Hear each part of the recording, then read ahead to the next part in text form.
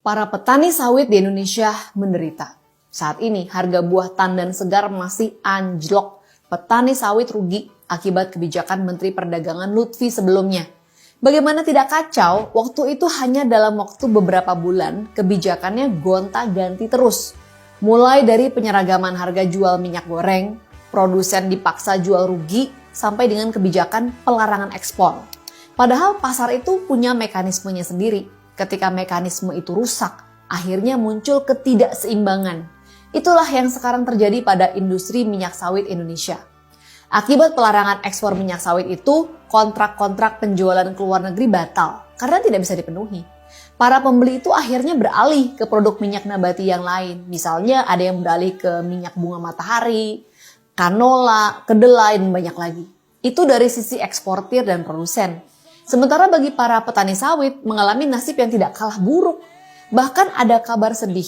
Petani sawit di Kalimantan terpaksa menjual tandan buah segar mereka ke Malaysia. Karena harga di sana bagus. Jika mereka menjualnya di Indonesia, dipastikan bakal rugi.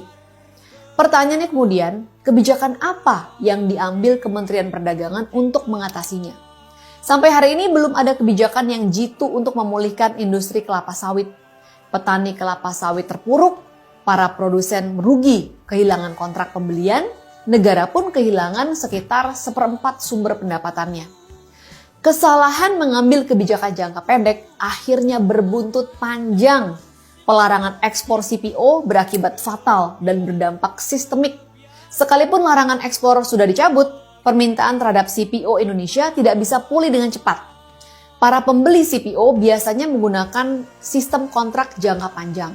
Jadi, sebelum kembali membeli CPO Indonesia, mereka perlu menyelesaikan kontrak dengan pihak lain terlebih dulu. Apalagi mereka juga mungkin punya trauma dengan kebijakan sepihak Indonesia yang tiba-tiba dan mengejutkan itu. Saat ini stok CPO di Indonesia menumpuk. Padahal pohon sawit tidak bisa dihentikan dong produksinya. Oleh karena itu harga tandan buah segar semakin terpuruk. Nggak ada yang mau beli. Kasus menyetop ekspor minyak sawit ini mirip dengan larangan ekspor ayam dari Malaysia belum lama ini. Ketika Malaysia menyetop keran ekspor ayamnya, para negara pembeli seperti Singapura pindah ke produsen lain, misalnya ke Indonesia. Ketika keran ekspor itu dibuka lagi, Singapura tetap membeli ayam dari Indonesia. Sebab mereka telah membuat kontrak jangka panjang. Mereka ingin ada kepastian stok untuk negara mereka. Tidak bisa tiba-tiba pindah ke penjual lain. Dalam kondisi suram itu, Menteri Perdagangan Zulkifli Hasan sudah mendapat perintah dari Jokowi untuk mengendalikan persoalan ini. Tapi ternyata sampai sekarang juga belum jelas apa gebrakannya.